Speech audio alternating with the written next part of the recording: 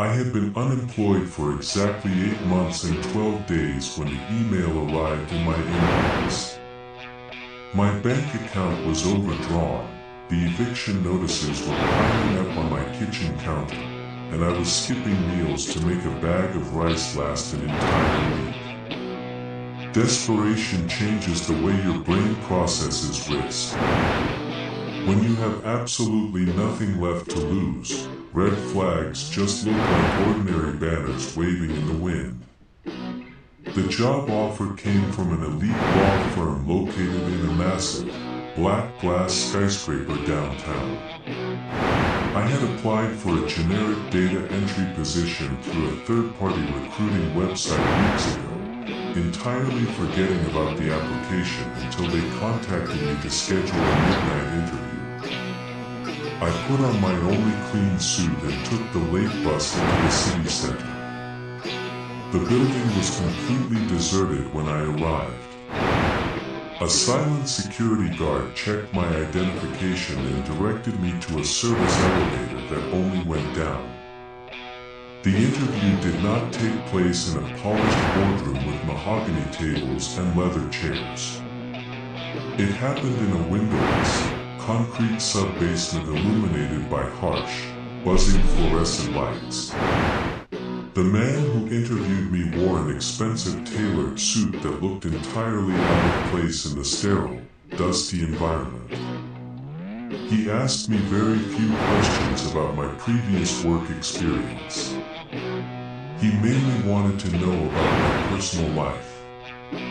He asked if I lived alone, if I had any close family members nearby, and how well I handled working in complete isolation. I answered honestly, explaining that I was entirely independent and desperately needed a steady income. He offered me the job immediately. The salary he quoted was staggering. It was more money than I had made in the last 3 years combined. My title would be Archival Disposal Technician, and my shift would run from midnight until 8 in the morning. My only responsibility was to operate an industrial, room-sized paper shredder to destroy old case files and classified corporate documents. I accepted the position without a second thought.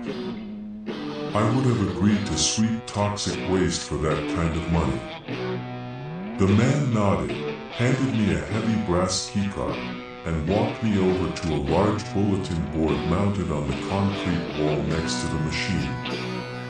A single sheet of laminated paper was pinned to the corkboard.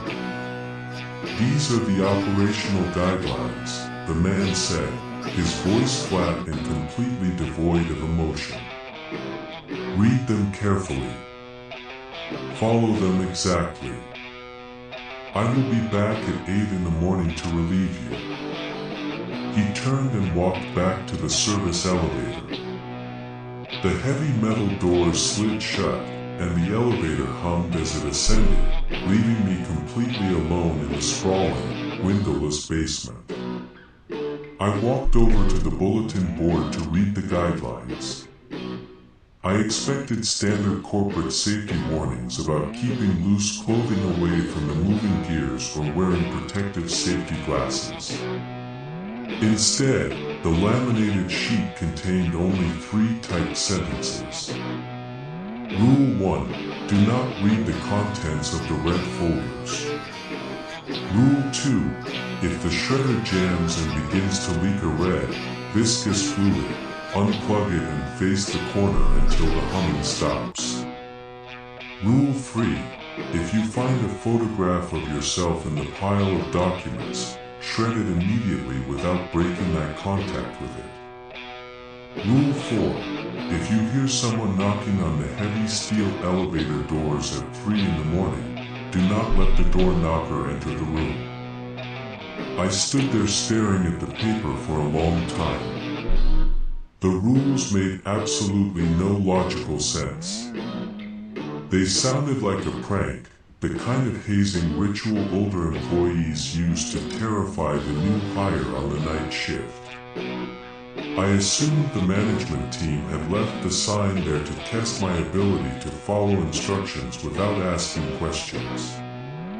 Elite corporate firms are notorious for their eccentric paranoia regarding document security and employee compliance. I decided I would simply do exactly what I was paid to do, feed paper into a machine and collect my paycheck. I turned my attention to the shredder. It was a massive piece of industrial equipment, occupying the entire center of the room. A wide rubber conveyor belt sloped upward, leading into a heavy steel hopper where interlocking rows of razor-sharp metal drums waited to grind anything into microscopic confetti. Beside the machine stood dozens of heavy cardboard boxes stacked nearly to the ceiling, all filled to the brim with paperwork. I pressed the heavy green power button on the control panel. The machine roared to life. The sound was deafening, a deep, mechanical grinding that vibrated through the concrete floor and rattled my teeth. I grabbed the first box, hauled it over to the conveyor belt, and started grabbing handfuls of manila folders. I tossed them onto the moving rubber belt and watched them travel upward before falling into the metal hopper. The steel teeth caught the paper, pulling the folders down with a violent, tearing crunch. The machine devoured the documents effortlessly, spitting a steady stream of fine white dust into an enormous clear plastic collection bag attached to the exhaust vent. The work was mindless and deeply monotonous. For the first few hours, my mind wandered as my hands automatically grabbed, tossed, and reached for more paper. The isolation of the room was heavy, pressing against my eardrums beneath the roar of the machine. The fluorescent lights buzzed with a steady rhythm. The air smelled strongly of dry paper dust, hot metal, and the faint, bitter scent of machine oil. I was emptying the 14th box of the night when I saw the first anomaly. Mixed in among the standard, beige manila folders was a single, brightly colored red folder. The thick cardstock was completely unmarked, lacking any labels, barcodes, or identifying features. I remembered the first rule on the laminated sheet. I grabbed the red folder firmly, intending to toss it directly onto the conveyor belt without opening it. My hands were coated in a fine layer of paper dust, making my grip slippery. As I swung my arm toward the belt, the folder slipped from my fingers. It hit the edge of the steel hopper and fell backward, landing flat on the concrete floor near my boots. The impact caused the folder to pop open. A thick stack of loose papers slid out, fanning across the dusty ground. I knelt down to gather the papers, fully intending to shove them back into the folder unread.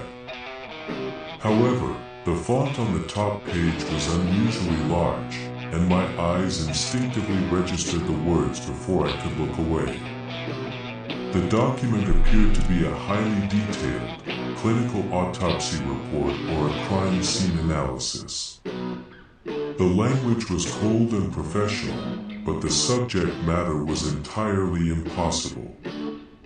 It described a murder case where the victim had been completely hollowed out from the inside, their internal organs replaced with tightly compacted ash. Below the text was a detailed, hand-drawn diagram of a creature that defied all known biological logic. The illustration showed a shifting, nebulous shape composed entirely of dense, intersecting lines. The caption beneath the drawing described a shadowy entity that existed exclusively within two-dimensional spaces, hunting by attaching itself to the cast shadows of human beings. The text explicitly stated a strict containment protocol, Anyone observing the shadow must maintain unbroken eye contact with the entity, or it will immediately detach from the surface and devour the observer's physical body. I gathered the papers quickly, shoving them back into the red folder. I stood up and brushed the dust from my knees. My heart was beating slightly faster, but my rational mind quickly manufactured an explanation. Law firms handle all kinds of intellectual property disputes.